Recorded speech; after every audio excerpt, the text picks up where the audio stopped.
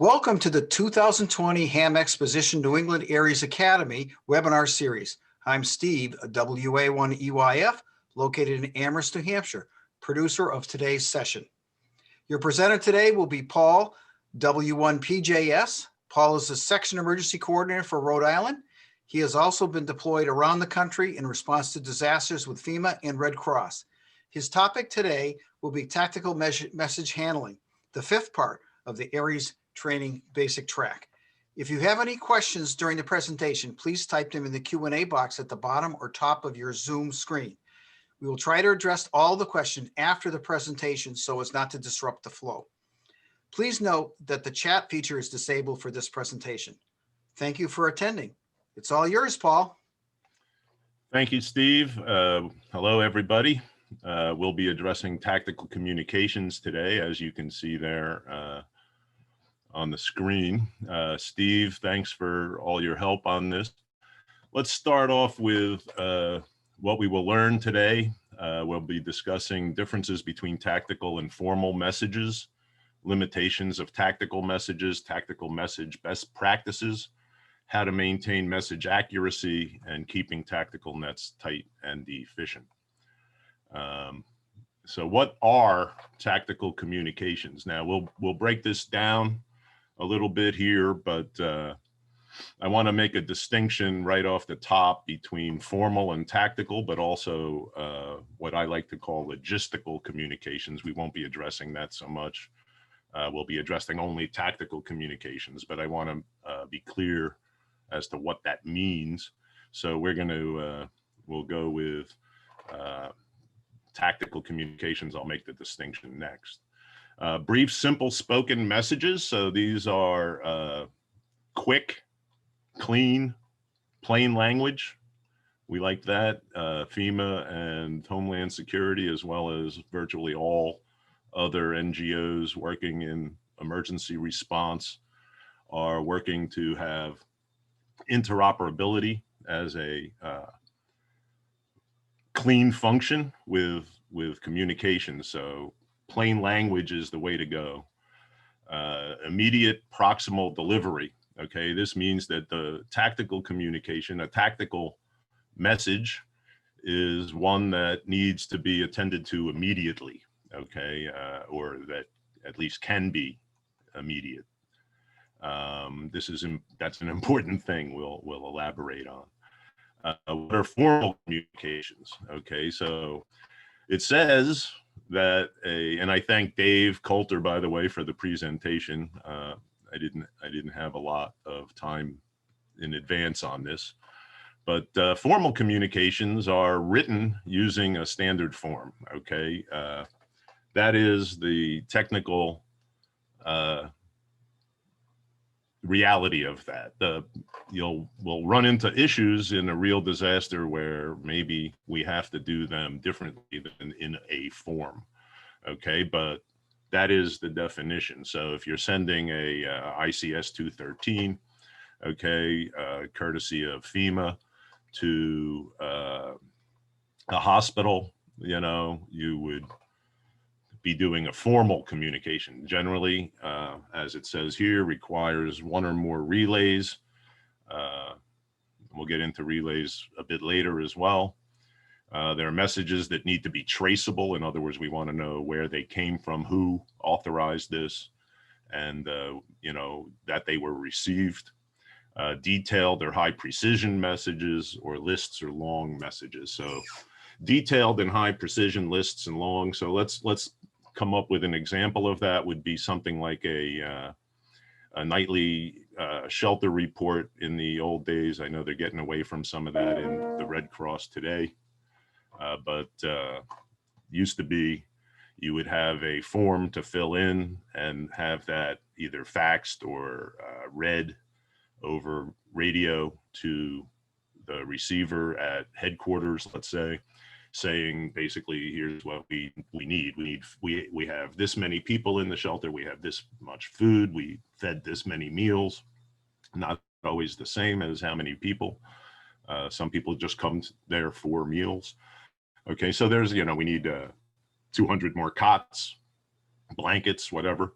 Okay, things like that would be best communicated in a form, and we'll call them, therefore, formal communication. So that's the big distinction. Tactical communications being immediate, need to get this message to a place now, and in a quick and precise manner. An example of that might be something like you're in the hospital, and another ham is riding along with in an ambulance, and they need the hospital finds out that there's somebody with a need of medication or is having a heart attack or something at a place. They need to get the message to the ambulance. This is a pretty basic tactical communication, okay, as opposed to those long lists of and requisitions and 213 type forms. Just because we have these two terms, radiogram and ICS 213, I know from experience that a lot of hams will opt for the radiogram. They're used to it. There are features on it that are useful in especially verbal communications, such as word count. I was discussing this with Dave and Steve earlier today. That is absent from the ICS 213 form. There is no word count. There's essentially no error correction built into the form. So sometimes in the ICS 213, when we were compelled to transmit those verbally, and we'll discuss that too later on, we added in a word count just to be sure. Again, as Dave pointed out and I agree, every word counts. Let's say that, because some people will consider an address to be, 13 Main Street to be one word, or Main Street is one word. No, it's not. Okay, that's 13 Main Street. So let's make sure we do that. Okay, so that's the difference: tactical communications, formal communications. Why are we teaching a tactical communications course? Well, just from the quick examples I've given, like an ambulance needing to respond somewhere, or a fire going on someplace, that, things like this, medications needed. 90% of all disaster and emergency communications are verbal and are of that nature, very brief, concise messages that have urgency to them. So net efficiency is directly affected by our ability to pass verbal messages quickly and accurately. We'll get into sporadically here. I don't have because of the time constraints, I don't really have a lengthy discussion on how the nets are handled. I know there's been sessions, or will be additional sessions, on how to handle nets. But tying up a net, we'll get to some of that. Let me not get ahead of myself. Verbal messages suffer the most errors, okay? Again, when you're speaking, and I'm sure we've all had this experience, right? Where the old telephone game we'll mention in a minute, okay? But, what you hear and what you get from that, and then what you say to the next person, there's inevitably editing going on, whether you intend it or not. So definition: efficiency is completing a task with minimal fuss. I would say that's very important to do. We have time constraints. We want to get the message through clearly. When can you safely relay a verbal message through several stations? This is Dave's presentation, so I'm going to qualify this, but the answer, and you should always remember this answer: when can you safely relay verbal messages? The answer is never.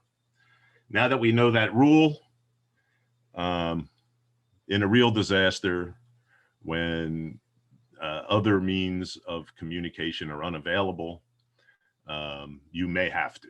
Okay, so the answer, though, is that because of the word safely there, as you can see, safely, Safely, never. Okay. The fact is, you may have to sometimes. So rules are demonstrated in their importance by the exception. So you will have errors. It's not a safe way, far less than optimal, but it will happen. Tactical messages are for direct, immediate delivery only. That's the nature of the ambulance talking to the hospital, right? If a guy's having a heart attack, this needs to be addressed immediately. If there's a fire going on someplace, it needs to be addressed. If a new earthquake caused some serious damage in a place, we need that information, actionable intelligence, available immediately, right, to the people who need it. So most of this will happen on a net, just so you know.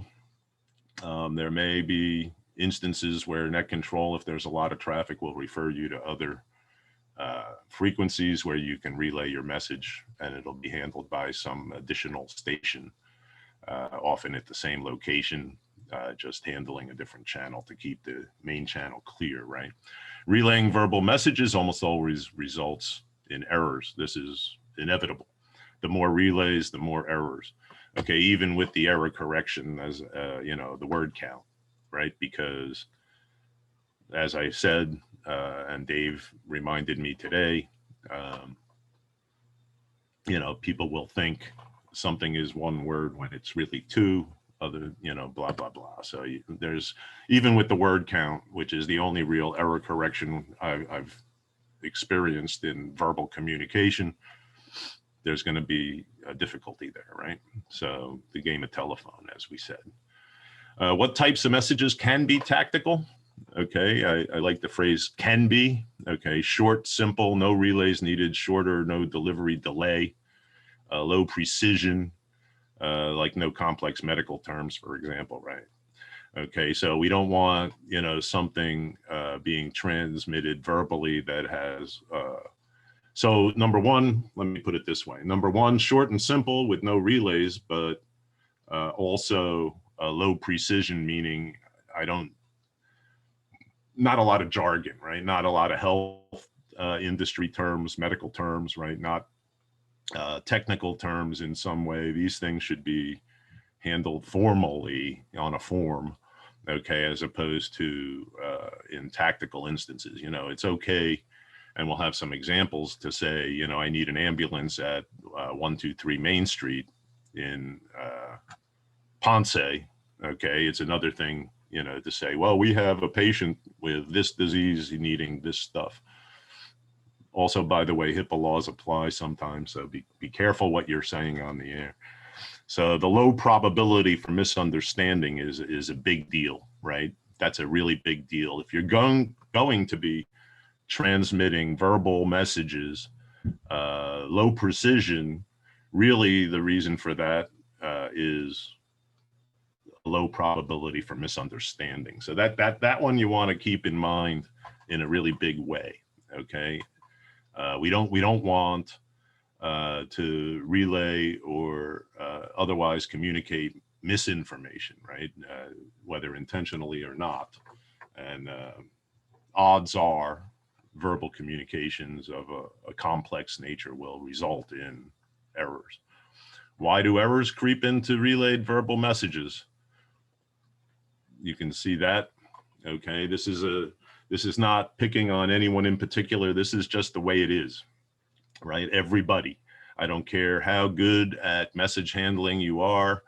I don't care how great you think your memory is. At the end of the day, after 4 or 5 hours, sometimes 12-hour shift, you will be making errors. Okay, so you can handle the message that they have 123 Main Street needs an ambulance.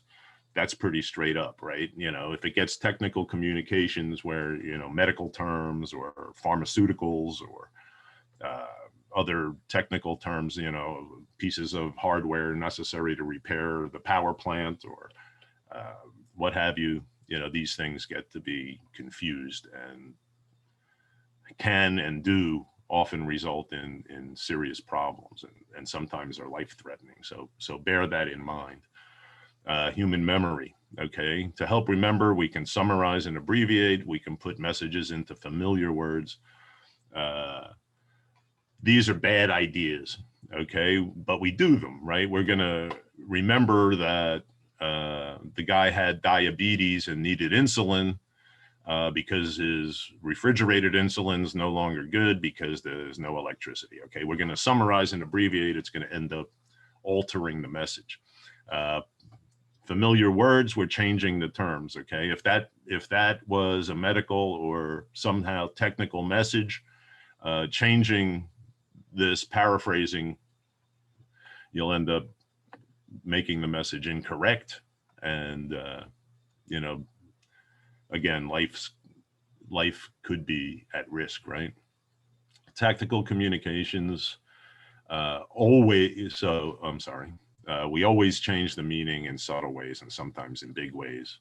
This can be really bad, so I elaborated ahead of time on that.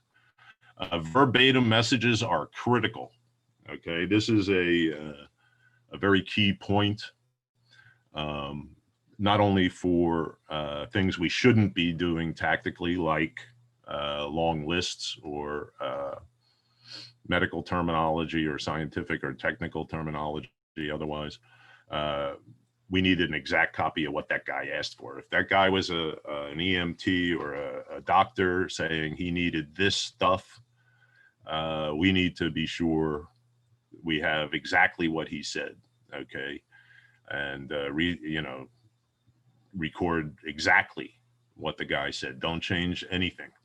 Some words have different meanings to different people. This is the interoperability, plain language aspect of things, right? Some words sound similar and can get confused. Not everyone has the same vocabulary, which always means don't use big words or fancy words or try to impress people that you were able to somehow get your favorite long 6-syllable word into that sentence. Okay, that is far from helpful. When you put it into your own words, the meaning is always changed. It's just a fact. So let's just don't do that, right? Beyond that, remembering a message isn't easy. Repeat the essentials of the message to the sender for confirmation, right? So EOC, here's an example, right? EOC, we need 4 barricades at Main and Elm per the DPW supervisor. Okay, Roger, 4 barricades at Main and Elm per DPW supervisor. Okay, often you will be logging these things yourself. You want to write down everything. Okay, often enough, you'll have somebody else listening in on the same frequency, logging the communications for you. That can happen if you have enough personnel. If it's a slow going event or day, you may be on your own there. So get used to writing and recording what you're doing, and a lot of that, just so you know, is useful for the local government to get reimbursed for things too, if they have a record of the request or what have you. So if you ate a sandwich and it was a ham and cheese sandwich, as one of my Elmers once said, write that down. Another way is to jot it down. Okay, so, and as it was told to you. Okay, very important. The verbatim word shows up in red again. Okay, so verbally relaying a message even to someone in the same room within seconds has potential for errors. It's nothing personal. You will do it, so be careful. Just be aware that it's a problem. You can eliminate that up front by writing things down and exactly as it was, reading it back to the guy sending it to you, so you make sure you got it right. There will be terms you don't know when you're trying to relay a message, right? So just because you don't know them doesn't mean you should change it and put it in a word you do know, thinking you're helping. Okay, not all messages are clearly one or the other, tactical or formal. Okay, this is a common problem. Somebody's going to say, we'll get into some examples later. Okay, but somebody's going to give you a list and say, I need these things. Okay, is that formal or tactical? Well, It should be formal. It may be happening on a tactical net. It will happen. So bear that in mind. In the real world, somebody's going to call and say, I need 30 cots. You'll say, send me the form. Okay. And actually the Red Cross or FEMA will want the form. So they should send the form anyway. Okay. If they have that capability. Early on in a disaster, you're going to find there's capabilities are in short supply. If you are originating a message, keep it short, clear, so that others can understand and remember it easily. Plan what you are going to say. Don't think out loud on the air or ramble. This is also important. We don't want to, number one, we don't want to take up airtime with useless rants. Okay, I had my ham sandwich for lunch today. Well, I don't care. Okay, that's not important to the tactical net. Avoid unusual or long words. And we discussed that already. Here's a sample message. So how would you shorten this message? Okay, we're going fairly quick along here. I decided to, my trend is to go over time. So I eliminated some stories, but we can spend the time on quick Q&A later. But here's a sample message. How would you shorten this? EOC, I just heard from the CERT leader at the intersection of Main and Elm. They've still got that sinkhole open and asked me to request that DPW bring down 4 of those barricades they have. Could you relay that request to the representative in the EOC for me? Okay, so tremendous amount of words. Have to take a couple of breaths to say that. EOC CERT requests 4 barricades from DPW for the open sinkhole at Main and Elm.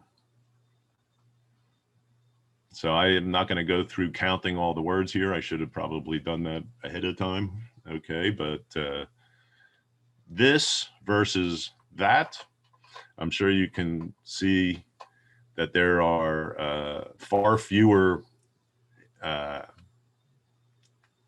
areas for error in this one, okay, than there are here. Also, aside from that, this is just too long. Okay, you're taking up airtime. You're taking up, too much like this makes it open to confusion. So let's not do that. We say, Elm Street, Main Street, sinkhole, DPW wants barricades. Okay, 4 of them. So here you go. All right. A succinct message is clear, short, easy to remember, and minimizes the time the net is tied up. Basically what we just went and said. So I imagine there will be times where somebody is going to get I have had this instance myself where a woman came into a shelter I was working at after a big hurricane. She was looking for, she needed some medication for her mother. She's all excited and very, she's overwhelmed. Okay. So I try, it takes me, 10, 15 minutes just to get out of her what it is she really needs. Okay. If I let that go open mic, okay, and everybody had to listen to all that, that would have been a major disaster. It was hard for me with her standing right there. My Spanish is good, but it's not as good as my English. Almost, maybe, but so it wasn't the language issue, I would say. It was just that she was very excited, right? If I got excited then on the net trying to relay that message and let that fluster me, I would be having some tough time communicating. I'd probably end up with something like this, except a lot more impassioned, which would make it very difficult for the person receiving it, right? Keeping the net tight and efficient. So succinct messages, this is the example we've been talking about. Rambling or thinking out loud on the air. So if you don't have the question in mind, don't key your mic, okay? Don't key the mic, say, hi, Steve, I'm waiting for you to tell me I'm rambling on too long. Wait, no, that's not what I meant. Let me say, don't do that. Okay. You want to have the thought in your head, key the mic, EOC shelter 2. We need an ambulance, stat. Okay. Nurse says we need an ambulance, stat. All done. Shelter 2, they know. We'll have tactical call signs. We'll get into that in a minute also. Use proper calling and ID procedures. Speak briskly, but not too fast to understand. Also, that impassioned thing, that tends to make things very difficult for the other person to understand. So keep your cool. I know that's probably easier said than done in a real situation where, somebody's coming in saying their mother's having going into a diabetic coma, okay, which is literally what that lady was telling me. But she was freaking out. I could have also freaked out. It wouldn't have been very helpful then. So bear that in mind. Okay. Speak briskly, not too fast. Too fast could also be loud. You don't want to overmodulate if you're impassioned, right? So these are issues. Pay attention to other conversations when possible on the air and around you. You want situational awareness around you, but you also want situational awareness of what's going on in other areas where there's a big emergency. If let's say Steve here, my host, is dealing with an issue in, I'm going to pick Puerto Rico again, just because I have an example in mind. Okay, he's got a big issue. A landslide happened, and a dozen houses fell down the side of a mountain in Arecibo. Okay, and they're dealing with ambulances, hospitals, trying to get the fire department and the police and maybe even some National Guard air support.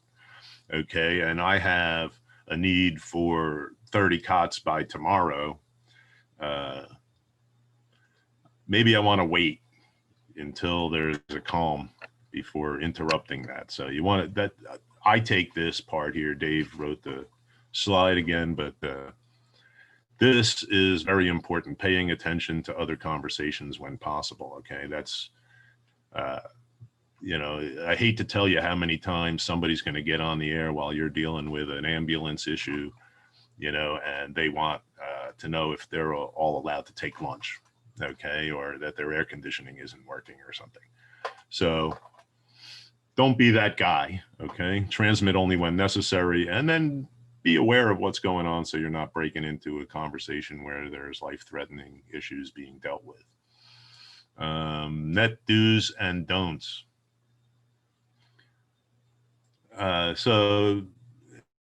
These are important. I'll let you read some of that. Don't offer negatives. You can see what they mean by that there. It takes up time. It's just noise. Okay, so unless you have what the net control operator asked for, you don't have to tell them you don't have it. Okay. Use only standard phonetics.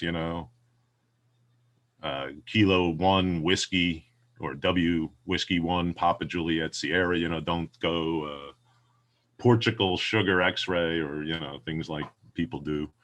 Okay, don't do that. That leads to more confusion. Okay, standard phonetics, and then only if needed. Okay, if you don't need them, don't do that. It is good, by the way, when you're going to give a string of numbers to say figures, or the standard usage that you would use in any kind of message handling. Pay attention to the net as much as possible. This is big to me. I have had so many issues in the past where people, literally want to know when they can take lunch while you're dealing with ambulance, dispatching. So, I mean, that, or their air conditioning is not working. Don't be that guy, okay? Plan what you're going to say before transmitting. All right, don't think on the air. This is the same as that. Just, you want to know what you're going to say. When you key the mic, you get the net control operator. He wants to know right away what it is you have to say. Say it. Hi, Steve. How you doing? You know, you guys take lunch yet? No. Okay. Go back to that, right? EOC cert requests 4 barricades from DPW for the open sinkhole at Main and Elm. Okay. This is what, you know, you get that out right away. Net control, a good net control operator will be calm. He'll help calm you. If you're the one dealing with the ambulance or the hospital or something, okay, they don't get excited. A good net control operator, they stay calm. That's contagious. So is getting too excited and overwhelmed. So that spreads like COVID. Pay attention to other conversations. There you go. Net do's and don't offer. I said that. Identifying yourself. There will be tactical call signs used all the time in a real disaster. The primary reason for that is that Steve is not always going to be the guy at that particular station, right? He's not going to be that shelter 2 operator always, right? There's going to be, I'll relieve him in 12 hours and I'll take over. And so you don't want to call Steve, you know, and you don't necessarily want to put out a call for Steve's call sign. Nobody will answer you. Steve's on, you know, he's laying on his cot. Okay. He's not at the radio now. Although a lot of us take our little HD and monitor stuff, even when we should not be. You need the rest. Okay, but you'll use tactical call signs. EOC, you know, in Portsmouth, where I am here in Rhode Island, the fire department is always fire alarm. Okay, things like this, you know, so that they know who they're talking to. You're talking to the EOC. You're talking to Jones School. That may be shelter 2. Okay, you're talking to the DPW or et cetera. So you say Jones School, you know, this is the EOC. Okay, you know, N1PSX W1PJS. Okay, you don't even have to say this is Jones School. Okay, but you use that. You use your FCC call sign at the end of an exchange or every 10 minutes when you're talking. All right, so tactical call signs do not relieve you of the responsibility, legally binding responsibility of licensure here to identify yourself every 10 minutes or at the end of an exchange, right? So you still must do that, but use the tactical call signs to get the net control operator you wish, right? To somebody at EOC or somebody at the Jones School or what have you. Nevertheless, throw your call sign out there at the end or, you know, every 10 minutes if it's a lengthy list of things you're transmitting, hopefully not. Hopefully that goes into a formal transmission, right? So that's important.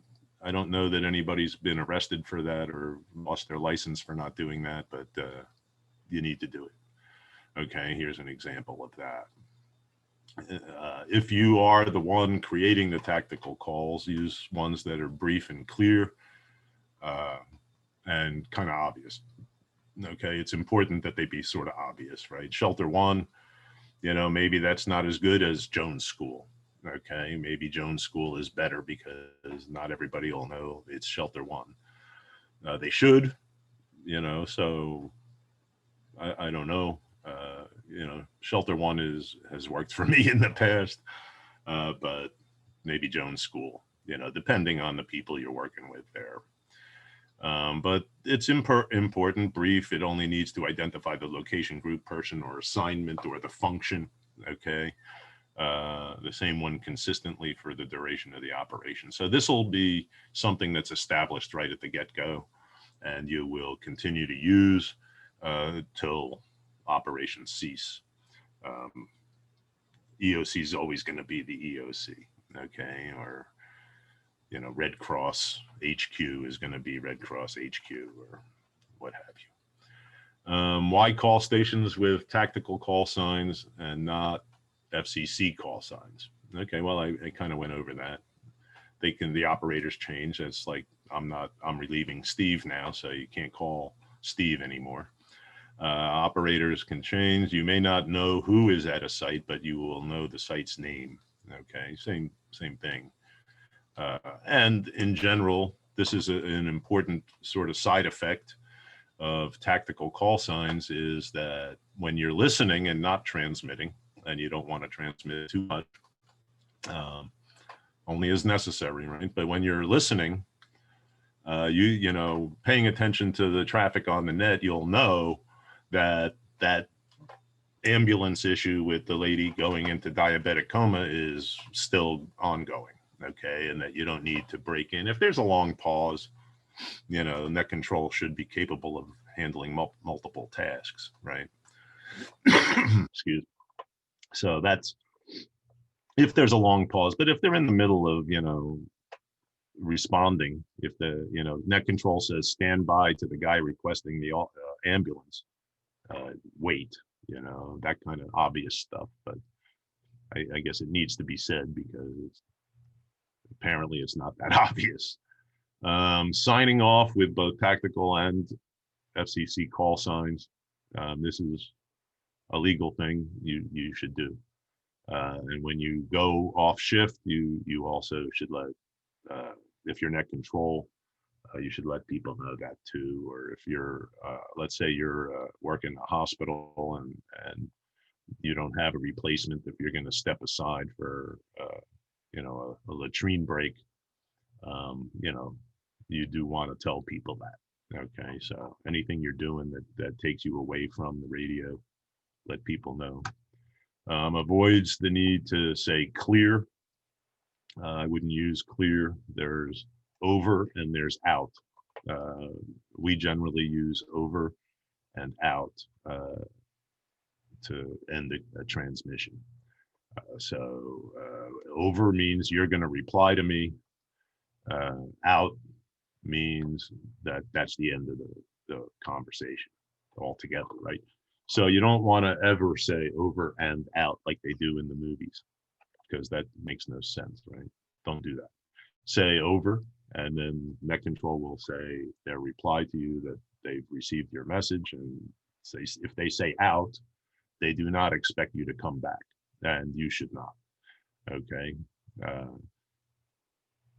So that reply that goes on with the legal aspect here too. Okay, which is, you know, there is the law. They have yet to suspend that requirement in my experience. They do alter some things, you know, transmit speeds for digital communications have been lifted in a number of places at different times. But no one has ever lifted this one. So close your transmission with your call sign, your FCC call sign, and your tactical call sign. Okay, and in the interim, when you're calling, you know, I may be trying to get. So there's, let's say the scenario is there's a net control operator at the EOC. Okay, and maybe 3 or 4 of them. This would be the case on any larger operation with, you know, more than 20 or 30 operators. Okay, you know, maybe even fewer operators. But if you know, the Boston Marathon is a good example of that. I know probably some of you work that one. You might have 4, let's say, operators at the net control station at the position, right? You'll have the net control operator, and then you'll have you know, 3 or 4 others that may you may get passed to handle that traffic. Okay, so you want to say that you're done. Okay, so sign off, and then the net control operator may say take that to channel 2. Okay, and you'll say okay, over or out. If he just says out, then unless you didn't hear him and you need clarification, don't come back. So let's have some examples. Tell Joe when he comes in later tonight that we need more AA batteries. Tactical or formal. Yeah, you know, I'm going to let you guys think on these. I'm not even going to go into it, but well, maybe I will. Okay, so I don't know what you want to call that. I think when he comes in later tonight, need not be said. Just say you need you're at so-and-so and you need AA batteries. This should really be a formal communication, a requisition, and I would not say that's a good tactical communication, right? That should be submitted digitally if you have that capability on a form. In the case of the Red Cross, there are specific forms, 6409s, they call them, for transmitting requests, requisition requests like this material. So you want to use the right form. Somebody should have filled in the form, and with the technology the way it is, I know if you've been paying attention to some of the WinLink things, you can actually set up those forms. People can use the form at their desk, submit it. You can open it up and send it just like they filled it out. No need to interpret. Great way to do it if you can. They can also save it to a thumb drive, or what have you. A lot of these forms open up in web browsers. So people are familiar with web browsers. They don't need to learn any new application. They need to just get the form data filled in. This should be a form. Meet me at the corner of Elm and Hanover in 5 minutes. Okay, so again, we're using names here. So hopefully this is related to the incident, and that is a tactical communication, fairly straight up. Memorial Hospital, the nurse at the shelter says she needs 100, 250 milligram tablets of azithromycin stat. I'll let you guys figure that one out. Bear in mind, of course, when you're doing this, so that's essentially a tactical call sign, Memorial Hospital. Nurse at the shelter says she needs 100, 250 milligram. This is a great space. 100, 250 like this is a great place for error. Okay. Personally, if I were writing this, I'm not. Don't do this. If they give it to you this way, give it to the hospital this way. Okay. But if I were writing it to be clear on this, I would probably have changed it a little bit to say I need 100 azithromycin 250 milligram tablets. Okay. Is that a change that's sort of legal in the, do I edit things? The answer is I don't edit things. Okay. You may ask the lady, the nurse there, to change that if she thinks that's more, if that's clear. But I know that if this was going to go verbally, 100, 250 right next to each other is going to be a space for, confusion. Should be a formal communication again, just because, but stat, okay, puts this as an urgent need. So it's a tactical communication. They need these things now. The urgency comes to play. All stations switch to 14755 simplex in 5 minutes and prepare for a roll call. A roll call being, everybody, the net control operator wants to know that everybody not only is present, but also completed the switch to, 14755. You do not use Q pro, any kind of pro words or Q signs, 10-4, don't do any of that. Okay, that's plain language always. Tactical or formal. I wish people could just shout out the answers, but we're not live. I'm better live, by the way, and much handsomer.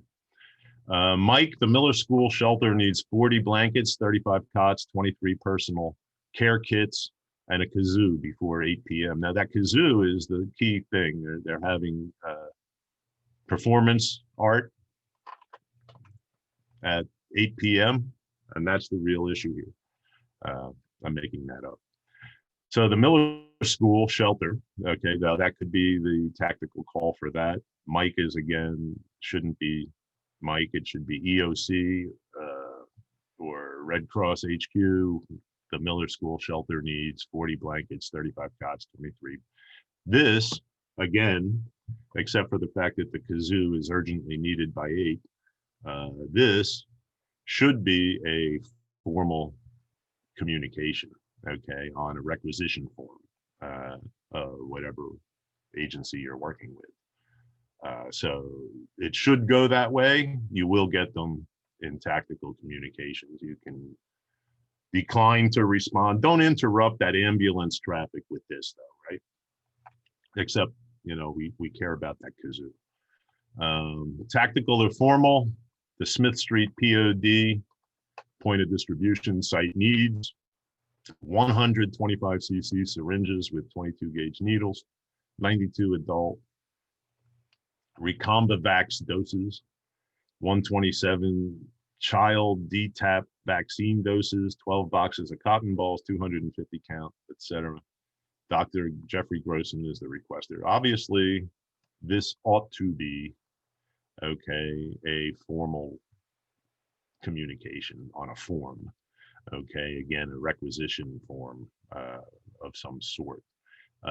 Depending on the urgency, you know, they may try to get it through on the tactical net. It does happen. You'll have to deal with that. You know, if they insist, take it. Okay, you read back, like it said earlier on, you'll read back all these line items, 100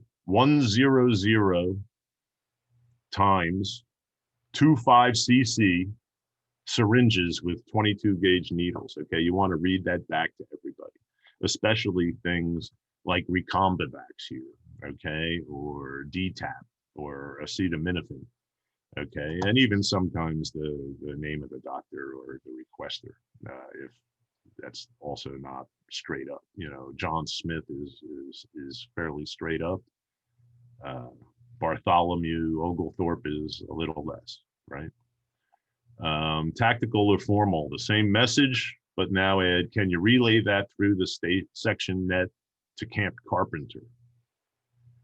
Okay, now I know we said relaying verbal communications is never safe. That doesn't mean it's not going to happen. It means it's not safe. It's far from optimal, as I like to say. So, you know, but you may get this. Okay, that whether it's a tactical or formal, we have gray areas all along here. You know, this one pretty straightforward, right? This one pretty straightforward, right? This one,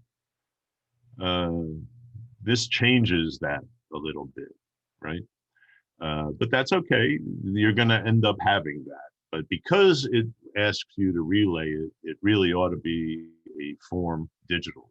Okay, that's just the safer way to go.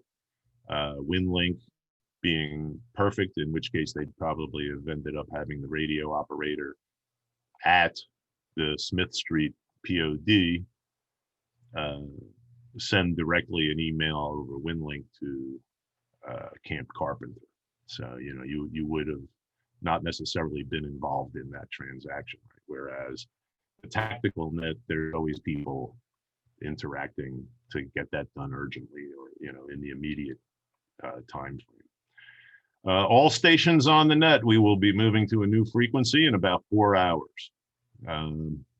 Tactical or formal. I think those are pretty obvious. All stations, the current weather forecast for the next 3 days is as follows. And you will get these situational awareness announcements, if you will, on nets, especially in areas, you know, I'll mention Puerto Rico or the California wildfires, where a situation due to weather changes can be radically affected, right? So you can have a big wind kicked up after no rain for a week, fighting fires in California or Oregon, you know, and that's a big deal. You want to know this, right? It's also a big deal in Puerto Rico, you know, where there's rain every day in the mountains and new roads get washed out. You'll get that kind of information too. This road is now closed. Okay, those kinds of things, so that you can inform the fire department or the ambulance drivers. You know, if they made an announcement that the road is closed and there's no other real communications going on, like internet's down, you know, then the ambulance driver is relying on you for that intel. So you want to get that to the right people as well. So just because somebody comes on and tells you the weather, doesn't mean you just say, oh, that's nice. I have tomorrow off. I'm going to go to the waterfall and play in the water. No, you need to communicate this information, okay, to the other people at your station, so that everybody's aware of things like this. Okay, if it's just supposed to be, hot, nice and dandy and everything, and the communications aren't really all that high stress at the moment, maybe, when things are settled down. But in the heat of battle, so to speak, when you're actually in the disaster and it's still ongoing, like an ongoing fire in California or Oregon, or the, hurricanes, where the effect of the hurricane coming through in Puerto Rico, 2 weeks apart, 2 big hurricanes, right? And then every day it rains anyway. It's a tropical rainforest over there. These mountains are landsliding right and left. You want, especially road closures, things like that. You need to share that info. So that wraps it up. I made it to about 50 minutes. I'll pass it back to Steve. Okay, thank you very much, Paul. If you want to bring up your question and answers, we've got 12 of them out there right now, and certainly we can get some more if you'd like to ask the question, but you can start right at the top. Okay, well, thank you, Jose. I appreciate that. How do tactical communications differ from logistical communications? So this is the let's break this out. So we have 2 ways of looking at the message traffic, right? We have the formal sort of traffic, which the term we've been using here, which really means anything being transmitted that should be on a form, okay?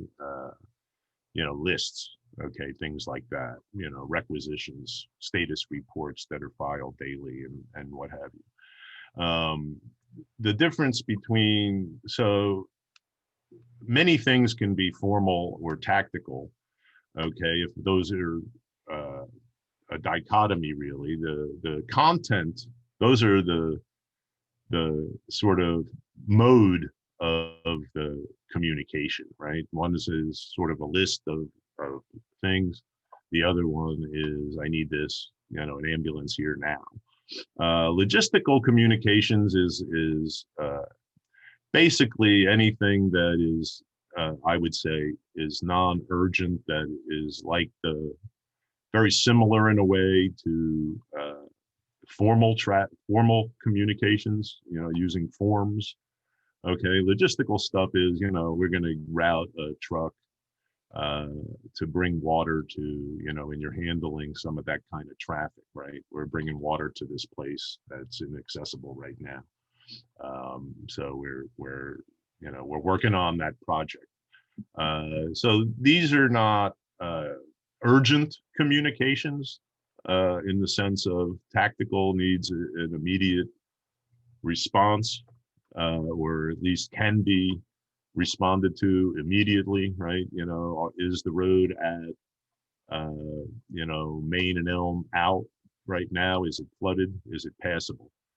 That's something you can answer that right away, and it needs to be answered right away. Okay, logistical communications are more of I have a list of items I need, and then you're also talking to how to get them there. So there are going to be, in a disaster, several different types of nets going on, often managed from a single net control station that will route that traffic to different frequency channels, if you want to call them channels, that are pre-established on the ICS 205, to say logistical traffic will go here. This would be things like, DPW, we need a dump truck over at. Okay, now if there's a lot of traffic going on and net control is handling ambulance issues, diabetic coma person, there's another operator, sitting next to me on a different frequency that can handle the logistical communications. Now that requires a lot more staff. Is that common? It is common when you have the staff. So I think, I'm not sure, Doug, if you want, if I didn't get to what you're asking here, feel free to write it down again lower. When logging messages on a paper log, include the time of the message. Yes, always. Okay, you include always the time. Everything you write down, you should know what time in the logs. And there are forms for the logs, and in my experience with a larger operation, there'll be somebody actually writing the log while you're dealing with the traffic. If that's not the case and you're on your own, it's one of the reasons we like to have practice with people taking net control. Number one, it's a good experience and skill to have, but also they get to write down and deal with, things ongoing. Training is important in a lot of this, in all of this. So again, Doug, the time you received the message, the time you gave it to, or whatever you did with it. Yes, you want all of the times logged. We use 24-hour time, less confusion on that, right? Does the requester even need to explain why the barricades are needed? The answer, Dale, is no. That's information may be useful. It doesn't matter necessarily that they need why they need the barricades for that, but it may turn out to be useful. It's always a good idea, to give a little bit. You don't need to explain why you need erythromycin or acetaminophen, okay, if you're the doctor, okay. Number one, for people who actually know, what medications you're talking about, they'll know why just from what medication it is. We all know why you need insulin, okay. And in Puerto Rico, by the way, that was a huge issue. Okay, so technically speaking, the answer is no, you don't really need to explain why they're needed. But is it useful, and does it sort of precipitate action more readily if you say, I need them by the sinkhole? Yeah, your boss may say that he already explained why, because what will happen is that supplies, especially, maybe not so much in New Jersey, okay, or Rhode Island here, or in New Hampshire or Massachusetts, right, where we're all connected to the mainland. But picture yourself out on the Cape, okay, or worse, Nantucket. Better sometimes, but in this case, worse, right? Well, Puerto Rico, okay, long way from anywhere. Getting supplies to Puerto Rico, where, a month earlier they had sent, less than a month earlier, they had sent, supplies over to the Dominican Republic after Hurricane Irma came through, thinking they didn't get hit that bad. 2 weeks later, they get hit and they're short. Supplies are going to be short. Okay. Barricades, you may not have a lot of them, and your boss may want to know why in particular you should get 4 barricades. Okay, so the answer is sometimes yes, you do, sometimes no. I'll have to let that go based on a case-by-case basis, right? Let's say I don't know who's the name here, but KB1 JLW asks, let's say you're talking with your shadow and you partly hear something that might be relevant to you, but you missed it. How would you handle such an occasion?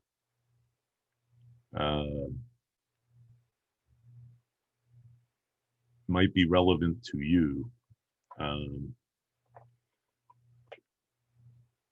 I'm not entirely clear what we're getting at here. If we are asking here, this affects me personally, okay, what I'm hearing, right? Let's say I'm working a disaster near my home, Okay, and uh, you know, a bunch of my friends in, let's say it's Rhode Island, okay, and we're having a disaster here, a hurricane, you know, came up the coast, okay, the islands, you know, Aquidneck Island with Newport and Middletown and Portsmouth and adjoining areas, you know, are pretty messed up. I live in one of those areas, but I'm responding, okay, and I'm the comms guy, you know, for uh, Newport, okay, let's say.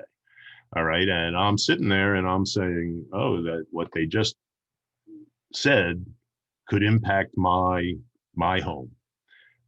Is that I don't know if that's what we're meaning here, okay, or if it's a pandemic and they have a vaccine and I want my kids to get that first.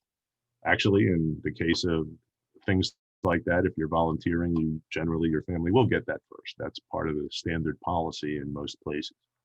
But if we're talking about the other thing, you know, that this is now somehow affecting me, uh, but I missed it. So I'm assuming there you mean that you heard something that sounded like it might be affecting you or your family, but that you didn't get a clear shot at what it was.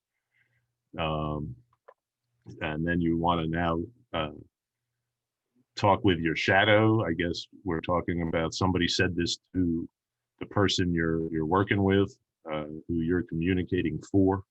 Okay, and they said something and you didn't hear it exactly. Okay, but you think it's relevant to your family. Well, you know, this is a personal relationship. You can certainly play it by ear. You know, you have to know whether this is something that, you know, you can deal with. Uh, you're never going to, you know, want to give out information to the public, okay, that isn't uh, established, you know, information, right? You refer everybody to the PIO, okay, but if the only thing you're really going to say to the public is, you know, what I do here, right? So I work at this radio station, okay, so you can't, you know, there's a dilemma there as to if it's relevant to you and it's going to maybe affect your family, you know, do you tell your family? If that's the issue and you want to find out what that is, uh, you know, then yeah, you know, I personally, I would ask, okay, do I need to make sure that I don't get information out to the general public? Suddenly my whole neighborhood is aware of this. Um, and that could cause panic. Okay, so and panic's a real risk in a lot of this. So you know you'll have to use judgment on what you do there. Uh, you know, I guess it would ultimately depend on the nature of what we're doing. Calling form, hello you, this is me. Yes, always. People get this wrong, Doug. You're right for pointing that out. You know, you want to say you're who you are, and you do that last, right? So it's always EOC, this is, you can, you maybe don't put the words this is in, but it's EOC, this is shelter one. Okay, so EOC, shelter one, we need, you know, an ambulance for ... Okay, always put you, the you meaning, I'm reading this, I'm sorry, you know, always put the person you're talking to first. This is standard ham practice. You should be well used to that, right? You know, I hear people on repeaters around often enough giving their own call sign first and then giving the people they're talking to last. That's an error. It's a, you know, generally a show of inexperience on ham radio. So you should be used to this calling format. Hello, you. This is me. Okay, Doug W1PJS added that. Doug's talkative today. RKB says W1RKB Rob. Can there be more than one EOC in a large area? Yes, there's definitely more than one EOC in many areas. In fact, mobile or mobile EOCs in trailers. There's also you know, the sort of, if you want to break it down to the normal NIMS, you know, ICS form, we would say that there could be a big FEMA EOC, okay, where the state is maybe also lodged. Sometimes they're separate. Often they're separate, depending on the, you know, the way that's going. There'll also be local EOCs. There could be a EOC. So in other words, in the case of Rhode Island, you know, you could have a main FEMA EOC at the convention center in Providence. They take it over and they set up there, and they have all the NGOs and the governmental groups that are working with them represented there. The state could have its EOC as well, operating, and likely would. Also affected areas, whether in Rhode Island it would be just municipalities, but in many places the counties or state or some other regional EOC might be in you know, in play. So yes, there can be more than one, and you know, if there are, you would say Portsmouth EOC or state EOC, or you know, you'd come up with tactical call signs for these. It doesn't have to. You don't have to call the EOC EOC. Okay, and as I said, Portsmouth Fire Department in Rhode Island here does not say. You know, dispatcher or fire department. Okay, they call their dispatcher when they're calling the station from a truck or a car or what have you. They call it fire alarm.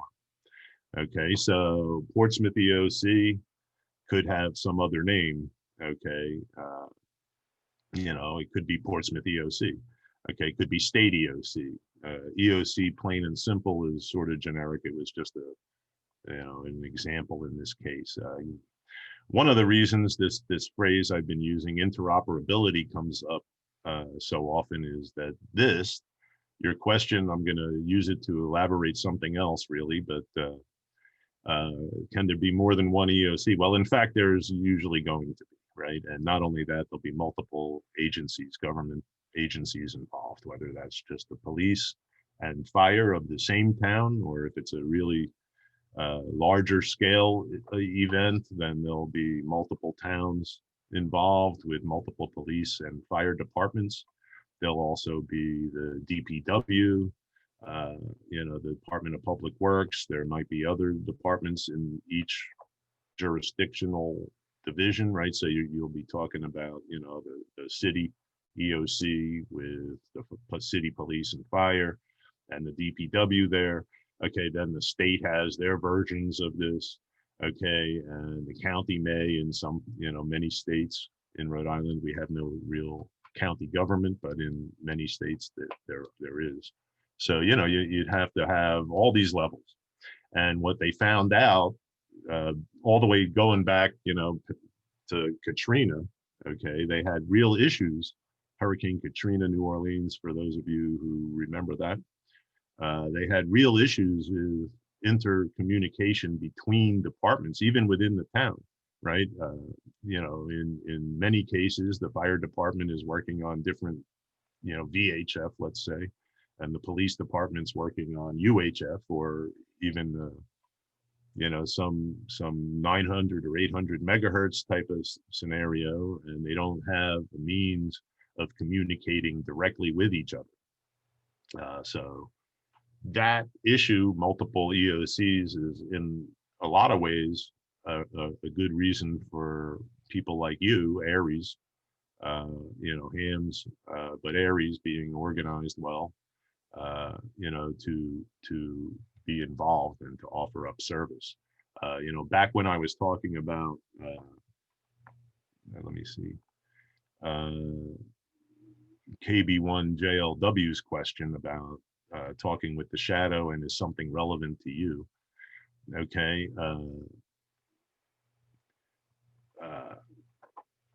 This, you know, the fact is, okay, that a local CERT team, if they're all, or even hams in a local area, one county, let's say, they will be, if their area is affected, okay, meaning that those guys are now in need, of care or help and assistance, whether it's housing or electricity's out or whatever, okay, they're not going to very likely be able to respond, okay, whereas a broader umbrella group could provide people from outside. This is an ongoing discussion really within ARES leadership, but also in EMAs. They end up with their Auxcom group locally, and it's all local hams. And when they actually have an emergency, none of those guys are available to help. So um, I just thought of that while I'm addressing Rob here. Yes, there will be more than one EOC. When you mention tactical net, it implies that a tactical net is separate from a formal net. Is this correct? That's an anonymous attendee, and often there will be, I think I might have answered this already, but often there will be a central net control operation, which will perhaps include, don't hold me to the structure. It varies from instance to instance, okay, based on need and also the availability of staff, operators, to handle the situation. But there are instances. I was, for example, operating as a net control operator with 6 other guys, also essentially, one net control operator who would get the call on channel 1, and depending on what that was and who was available of the other 5 operators, I would pass that off, go to channel 3, and channel 3, 2, 3, and 4, let's say, were handling formal traffic, okay, meaning digitally receiving forms via WinLink or FL Digi type, whatever you were using. Okay, so plug for WinLink. That's the most widely used in emergency response groups. Pays to get familiar with that one. I know there's been and will be more courses on WinLink. So tactical net is generally the net that is handling the emergency traffic from, that's urgent, okay, that needs attention right now. What will happen, however, is that a lot of the formal traffic will just come on there because they don't, for whatever reason, they don't have it down as to where they ought to be. So you can pass that over to the correct operator.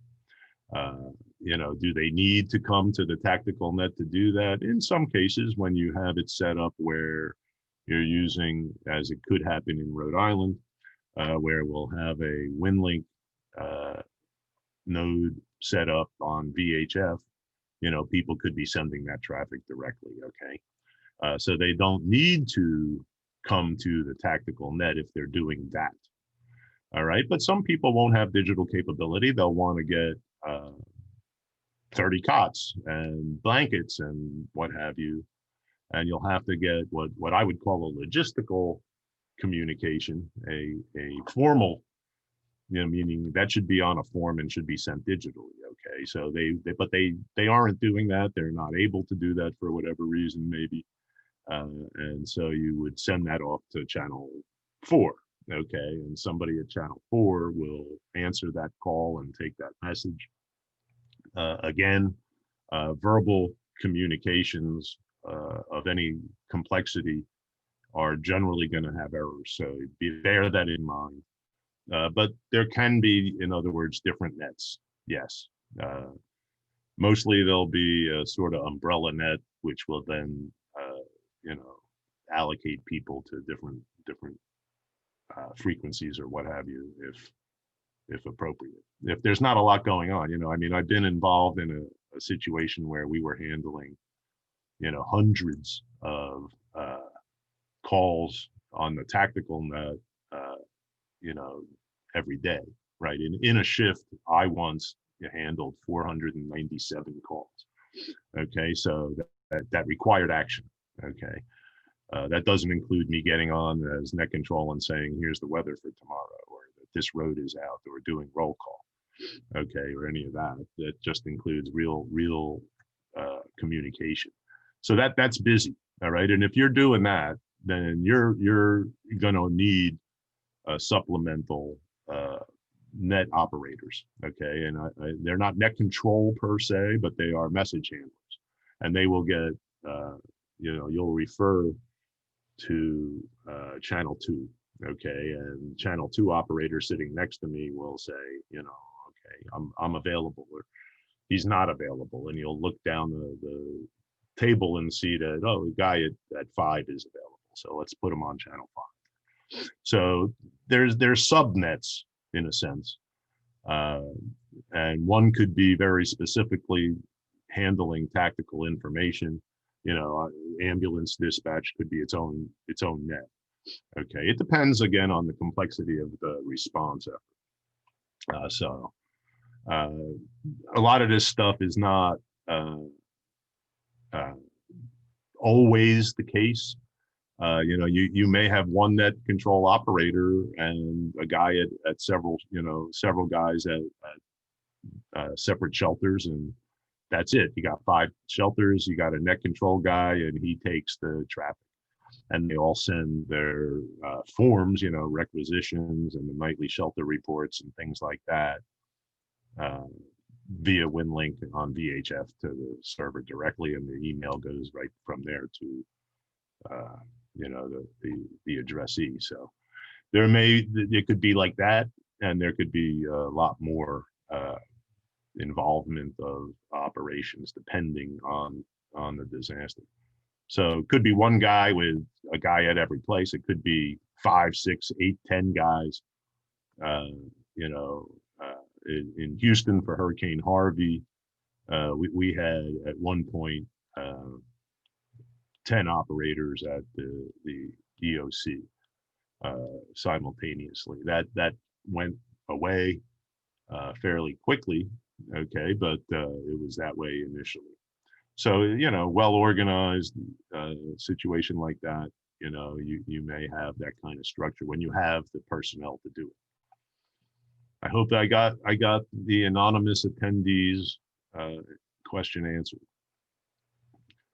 Situational announcements are not clear to me as tactical or formal. Such as my example, all stations, we will be moving to a new frequency. So I would call that tactical. This is for Lou Soloway. Thank you, Lou. The answer is to make a short story long. The distinction is academic to some extent, right? Formal, we're going to stick with the root of the word, which means form. Okay, we're going to have the use of a form. So if it doesn't look like it ought to be a form, namely a requisition for some stuff, okay, or something complex, like that, then it can otherwise then go into tactical or logistical, which would be the other side. Okay, tactical and logistical being different, but neither being formal, although some formal communications are also logistical. So it works out like that. I tend to break out these tactical versus formal. To me is a sort of artificial delineation. It's sort of more tactical and logistical, and then formal is a mode where you would, how you're doing that message. By the way, just because I mentioned that how you're doing the message, if you are deployed somewhere and you are a radio operator and that's why you were deployed somewhere, bear in mind that this is a disaster and they need everybody to do everything, okay, and respond accordingly. So if your job is to get a message from A to B, okay, radio may not be the best way, right? If the guy's down the hall, then you get the guy next to you. Sorry, you get the guy next to you to run the message down to the guy down the hall. Okay, if the guy's sitting next to you, you can, here's the message. Okay, sometimes when infrastructure is recovered, a phone call works. Okay, your job is not radio operator. Okay, and I can't tell you the number of times where this has become an issue. So I'm bringing it up here. I know it's not really answering Lou's question, but I think I did. So I'm going to make this point. If you're responding as a communicator, okay, you're not responding as a radio operator. You're responding as someone who can get a message from A to B. The best way possible is the way for you to do that. Okay. Even if it's by telephone, the skills you have here, okay, are useful. Okay, being able to deliver a concise, accurate, verbatim rendition of the message, whether that's by radio or telephone, doesn't matter how. Okay, what matters is you get that message from A to B. That's what you're there for. Okay, if that means running down the block to the guy at the other building, that's what it means. All right, that's getting the message from here to there is the issue. Okay, and as communicators, we have skill sets that are appropriate. They're useful even on the phone. You gave 2 examples of announcement that change frequencies. The last was in 4 hours. The first was in so many minutes. Would it be better to give a specific time? Yes, is the answer. Bear in mind the examples here are generic. I don't think that I actually spent a bit of time picking on them using each other's names. Okay, things like that. So I guess I'm responsible for in some part for the let me put it this way. Those examples aren't given as the best possible communication. They're just examples of a communication. Okay, any communication, here's an example.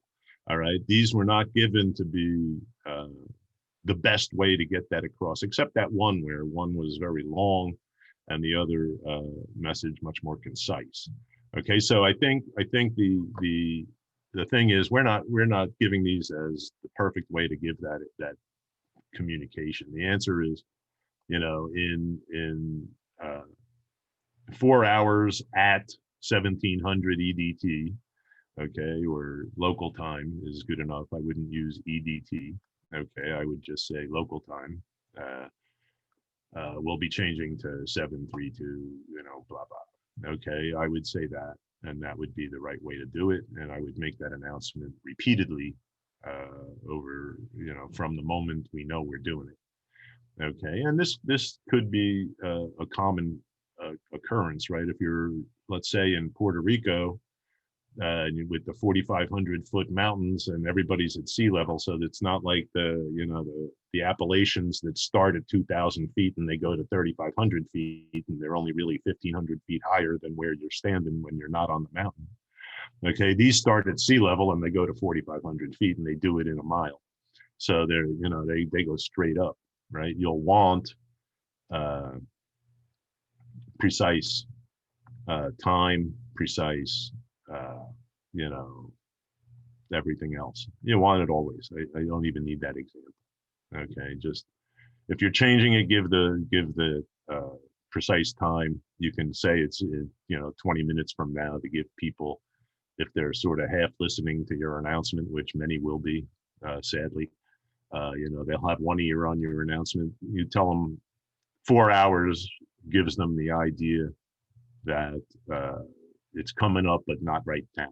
Okay, and X minutes means it's coming up and now, like soon. Okay, so that helps there. I'm analyzing this based on your question, John, and also on the examples that you're pulling from. Okay, so, you know, again, if you're making an announcement like that and you're the guy, you know, creating the message in this case, uh, you know, I would bear in mind that you need people's attention. They're probably, you know, even if you tell them you need their attention, they're probably not really listening if they got people all around them in an EOC or a shelter or what have you. You know, they'll pay attention if you call them, okay, but the rest of the time they'll be listening with half an ear. So it's good to do it you know, in the military, they tell you when you're writing a memo, you start off telling them what you're going to tell them. Your next section in the memo is tell them what you're telling them. And your final section in the letter is to tell them what you told them.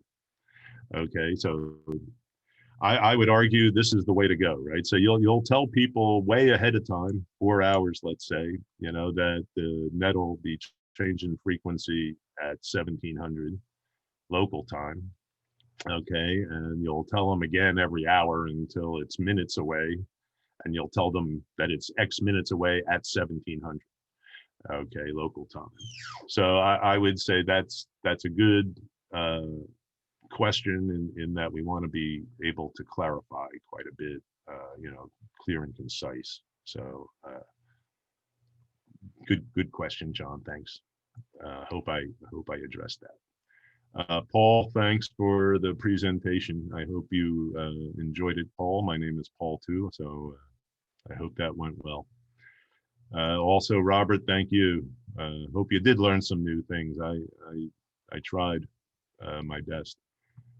Larry, thank you too for coming. George, AB1GL, the important issue on the kazoo message was that it was not clear whether the medications were needed with the same priority as the kazoo. Okay, did the 8 p.m. deadline apply to all? Well, first of all, I made the kazoo thing a thing.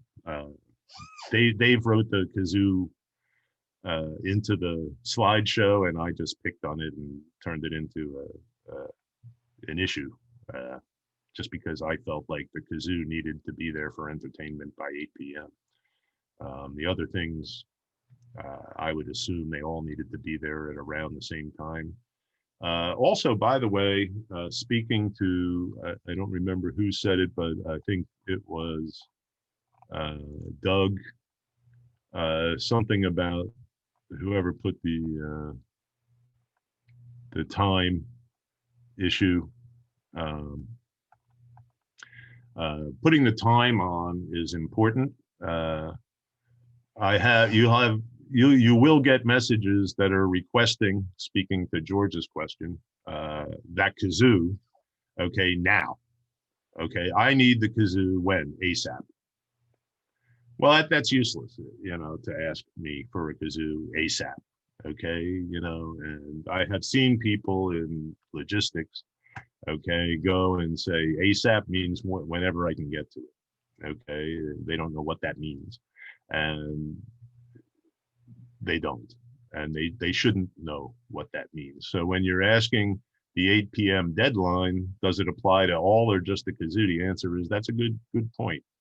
I'll make the point again that the examples given were not intended to be the best, you know, message format for that particular topic or anything like that. They were simply examples of communication that we put together to use for this kind of thing.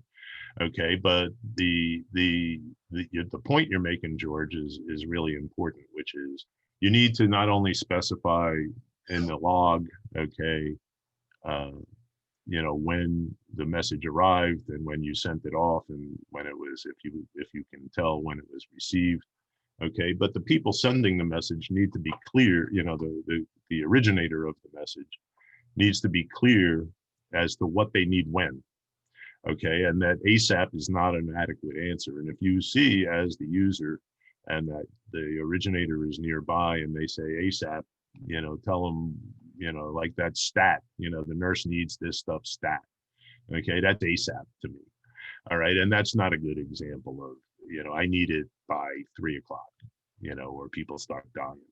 That's the right answer for that. Okay, and so yes, George, you know, to bring this up is a good question. And an issue that comes up quite a bit is the lack of specificity on when you need something. So good question, George. Thanks. Maybe the DPW needs to triage. Well, maybe they do. Al, I think. These things, the washed out bridge versus a sinkhole, you know, these are all, this is speaking, I suppose, to the issue of, you know, do you need to explain why you're receiving, you know, 4 barricades? What do you need them for? And the answer is yeah, because the DPW may have a priority issue, right? They have a limited number of barricades. They have a limited number of everything that they have. Okay, so they don't have, you know, what they'll have is, you know, 3 pickup trucks, okay, and they'll get a request for 4 pickup trucks from 8 different places. They don't have 4 times 8 pickup trucks. Okay, they have 4 pickup trucks or 8 pickup trucks or whatever they have, and they're going to be short on that. So they're going to need to prioritize. And this is the example of that, right? Right, Al, I think, N1MF. Okay, so the DPW has to make a decision. Do they give it to the bridge or do they give it to the sinkhole? And the answer is that's not my choice. That's their choice. They'll have to tell me, we're not giving you 4 barricades. We're giving him 3 barricades. Let him know, and then I'll have that message to hand off back the other way. Okay, so that's the way that'll, you know, these are not our decisions, but yes, that's a good answer as to why we might want to include the fact that it's for the sinkhole area and not leave it to the guy receiving the message to know that the sinkhole is exactly at Elm and Main. Earlier it was said, this is KB1JLW, I believe again. Earlier it was said you should keep listening to chatter for situational awareness. Is it okay to ask for a repeat of a conversation? So if I get what you're talking about and that you mean that if it's not addressed to you, okay, that you're overhearing a conversation on the net between, let's say, the operator riding along in an ambulance and, you know, who just received the information from you that they need to go to 123 Main Street to get some insulin over there. If that's not you, that is on either end of that message, then I would say no. You do not ask for a repeat of that. That would tie up the net, and it would be for your curiosity, okay, and nothing else. If it is directed to you, that's an entirely different story, right? So you need to get the message clear and accurate. And if that means that the people sending you that message have to repeat that 5 times, okay, until they get it right or you get it right, and it's clear, especially with, you know, I mean, years ago, we would send the nightly shelter reports from shelters to Red Cross headquarters by voice. This is a long list of things, right? It's going to include things like how many people are in the shelter, how many meals you were fed to people. That may be very different. You know, maybe you have 500 people in the shelter, but there were 800 meals given out because 300 of the people are not living in the shelter, but they still have no food, right? So we need more meals than we need people. This is normal. Okay, we also have another 100 people showing up. So we only have 40 cots. We need 60, you know, all this kind of stuff gets very lengthy, very long, and easily confused, right?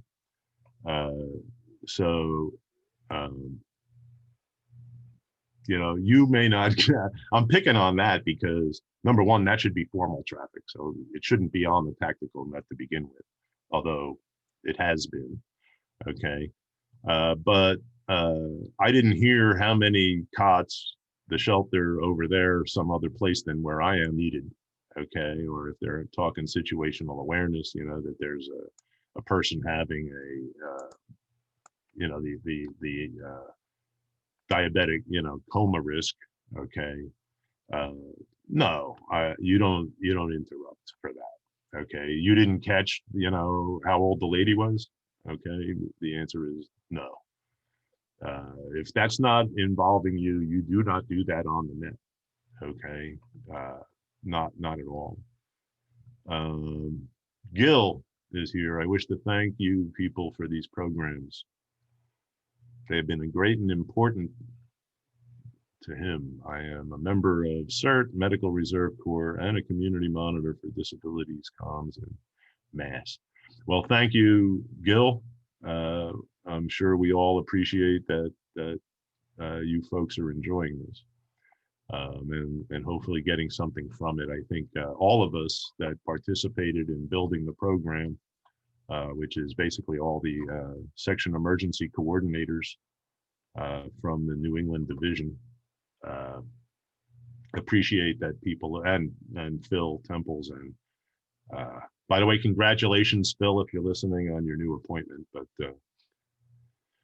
you know, we put a lot of effort into this, and I'll let you know that I actually only knew I was doing this particular presentation to fill in for somebody who's sick just last week. So you know, had less than a week to get a grip on this. My presentation I would have been doing would have been good for the live. I had the closing remarks, and it would have been all about the lessons learned from some major disasters. But I'm happy to jump in on this. So hopefully I know what I'm talking about enough that I didn't confuse anybody unduly. John, thanks for a great presentation. Thank you, John. Gotta run, Paul. Thanks, Kim. Thank you. Lots of thank yous here. I appreciate all of you folks that are taking the time to do that. That's a big deal.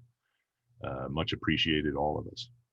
And I'm sure I speak for Phil and the entire SEC group that participated, and Dave and Steve here, who's been producing all this, when I say that the words thank you coming from you guys is greatly appreciated, means a lot to us.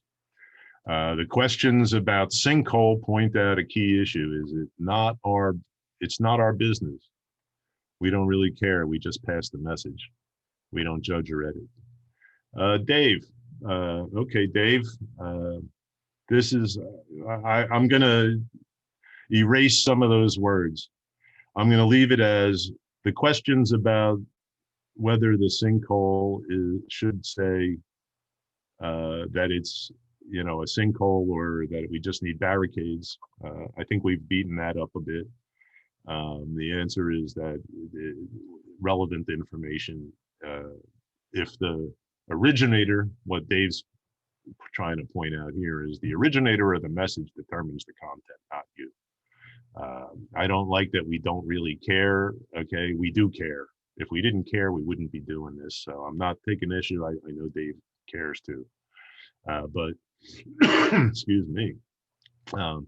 That's a very key point, okay, is we are not the editorial service. Okay, if we read a message and we find that there may be a different way to phrase it so that it transmits better as a message, okay, like I was saying about I need 100, 250 milligram pills.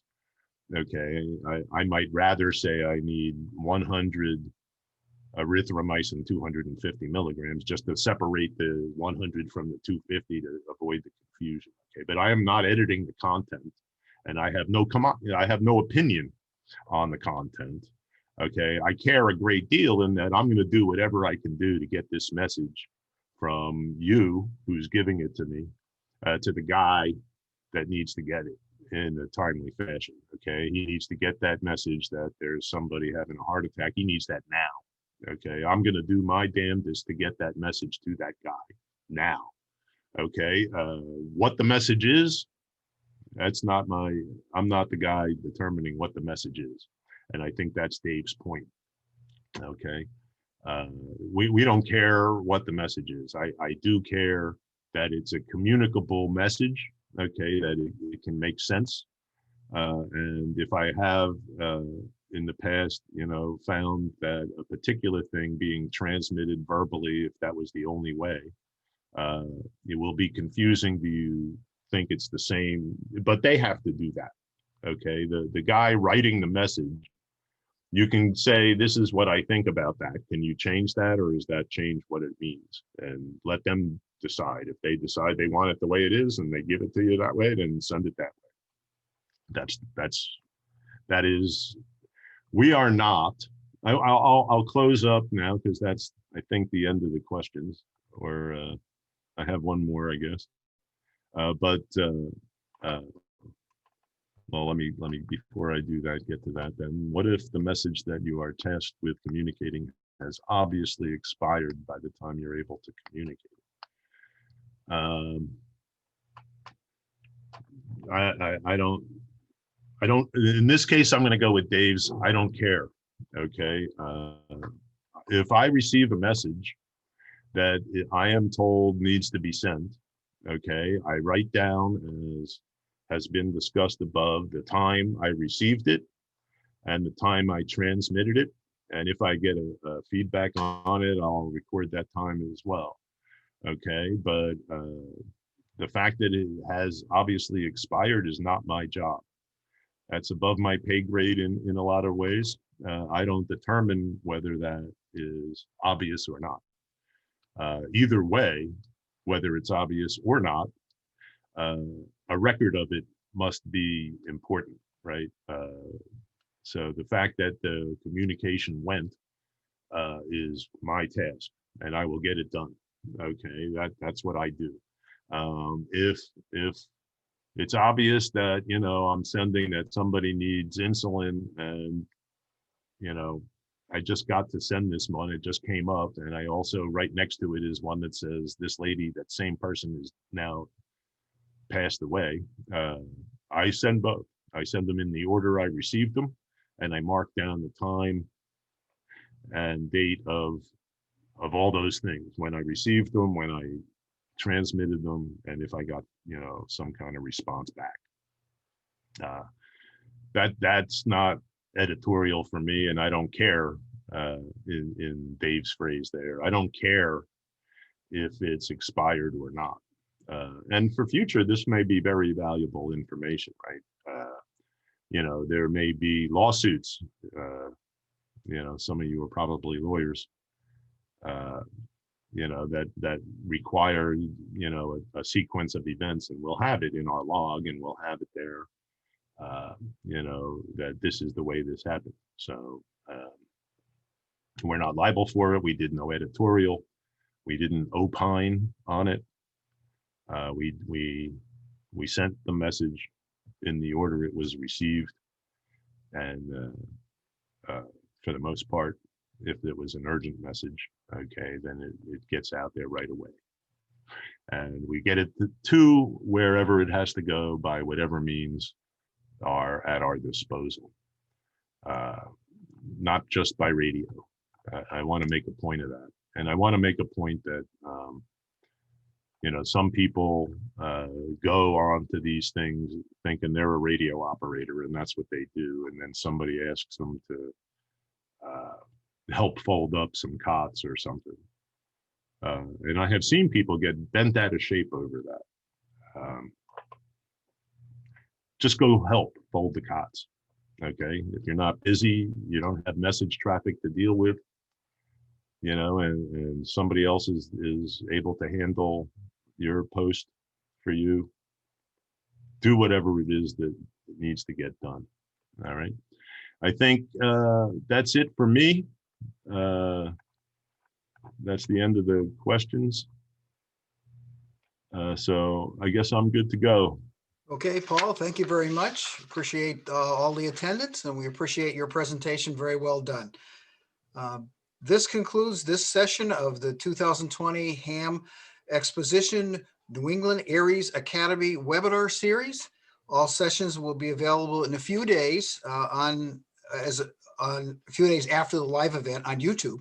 Search for the New England Aries Academy in the search. Remember to register for future session at hamexposition.org. 73, and thank you very much for attending.